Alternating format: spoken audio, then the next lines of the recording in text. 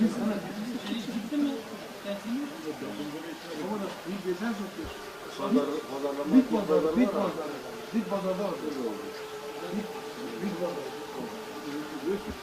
Kaç lira? 4 lira mı? 4 lira. Bunu işte ötü gözüm ya tamam. Bir de özel mi burayı?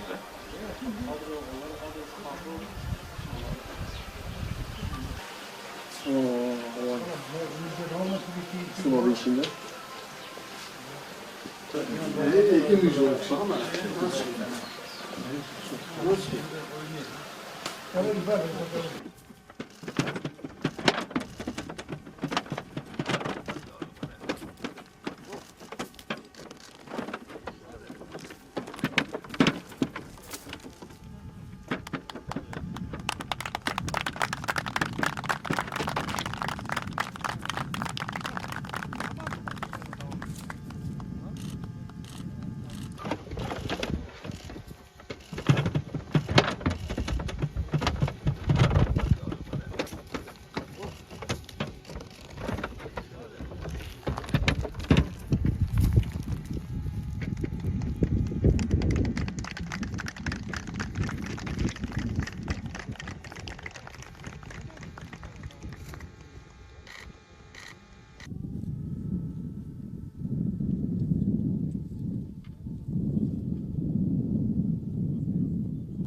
Gözler karar geçti.